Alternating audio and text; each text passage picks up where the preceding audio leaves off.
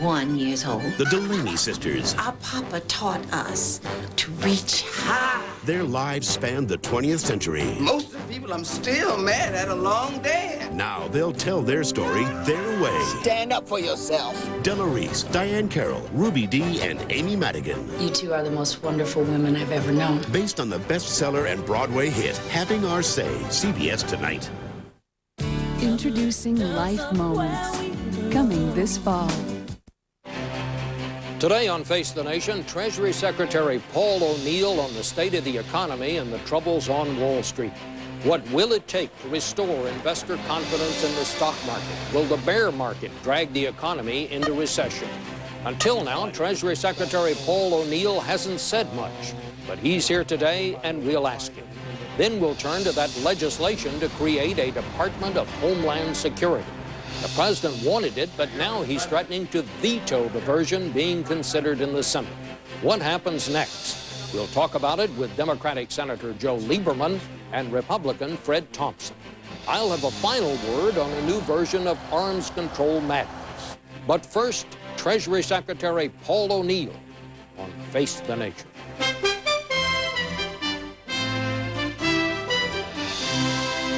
Face the Nation with Chief Washington Correspondent Bob Schieffer.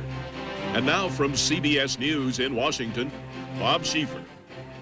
And good morning again. If you are just turning on your television set this morning, we start today with some very good news. All 9 of those miners who were trapped in Pennsylvania are alive and they are safe. They were rescued overnight after being trapped 244 feet underground since last Wednesday.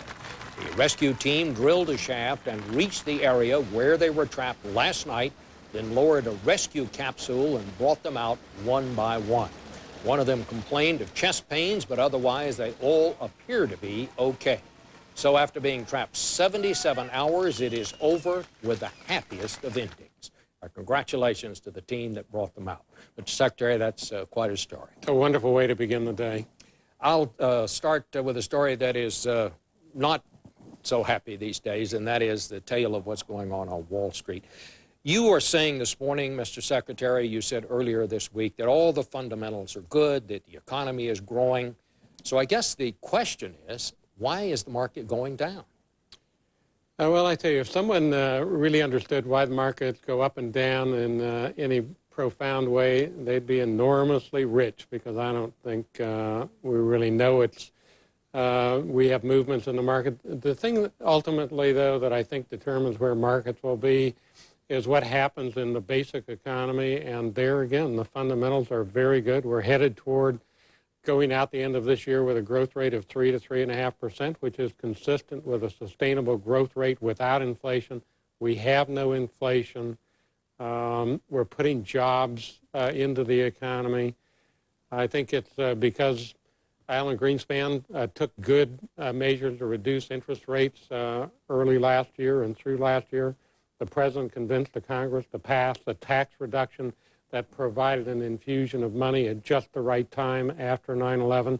And so I think the fundamentals continue to improve. I'm really optimistic. But you're saying you don't know why the market is going down with all of that going on. Let me tell you what your critics are saying, as you well know. I'm not telling you something you don't know. They say the administration needs a central figure who can deliver a clear, potent message on the economy. That is a quote from a Republican member of the House. But people are saying that you've kind of been absent, that you ought to be talking, you ought to be saying something. Why haven't you, Mr. Secretary? Well, I've been talking quite a bit, as a matter of fact, and I've called attention to the fundamentals. I've tried to call attention to things such as the fact that 85% or so of the second quarter earnings reports from corporate America have either met or exceeded the estimates. But I found it very hard to get airtime for good news. Everyone seems to be looking for the nugget of bad news. Even in a sea of good news, a growth rate in our first quarter of over 6% real growth, which is terrific. Well, I guess what I'm talking about is you were out of the country when the market started going down. And I read a statement in Time magazine that I must say sort of surprised me. Time says that you scoff at the notion that your job is to calm the market or to reassure the public. What then is your job? My intent in what Time magazine has said is really to say, I don't think one individual can say words that will cause the market to go one direction or another for any sustained period of time.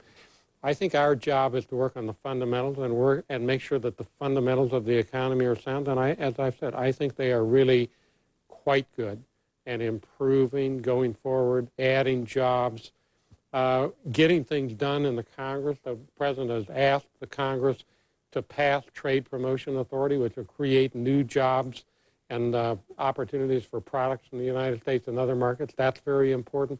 Passing tariff risk insurance, the President asked the Congress to do late last fall. That's yet to be done. Passing legislation to protect the pensions and 401k plans from Enron type abuses, something the President asked the Congress for. So we're working on those fundamentals. And Homeland Security is another that we're hoping is going to be done this week, because it is about national security and economic security. So we're pressing on all these fronts, which we consider to be fundamental. And we believe if we do that, the markets will end up reflecting the strength of America's economy. Are you concerned that this market could drag this economy into a recession? Well, I think, again, as fundamentals are strong, the market will reflect the fundamentals. And so all of our time and effort is going into getting the fundamentals right, making sure that they don't deteriorate, making sure that we take action that moves us in a good direction, and then I think the markets will follow. Do you think the publicity about these companies that have gone bust, the Enrons, the WorldComs, where you've had this latest episode where you have CEOs led out in handcuffs from their homes, has that sort of thing hurt the market? I think as investors look at those things, they certainly cannot be happy about seeing that people they've entrusted with their funds and their investment hopes and dreams have abused their responsibilities. For sure, it does not help to have a demonstration that there are people such as those at WorldCom and Enron and Adelphi and other places that have abused their trust. And I think it does have a weight in investors' minds as they look forward. But again, I think as investors assess the choices of what to do with their money, they will find that investing in America has always been and will continue to be a great investment. Some of the president's and the administration's critics say that both the president and the vice president should make available more information about the days when they were CEOs or the days when they were in business. The president at the Harkin Energy Company, questions raised there, also the vice president in the days when he was at Halliburton. What would you advise them on that? What should be done here? Well, I think the president has said that the questions that have been raised about Harkin have been thoroughly vetted by the SEC, and the SEC said everything was okay.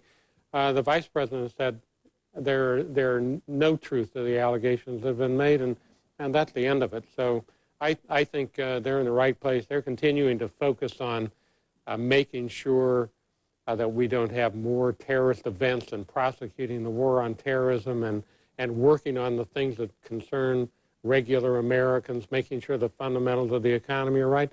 And I think that's what they should be doing. I think that's what I should be doing. But let me ask you this. I mean, the vice president, since this publicity happened, since the market has gone down, has almost become the stealth vice president. He was the #1 spokesman for the administration. Now you don't hear anything from him. I think it's because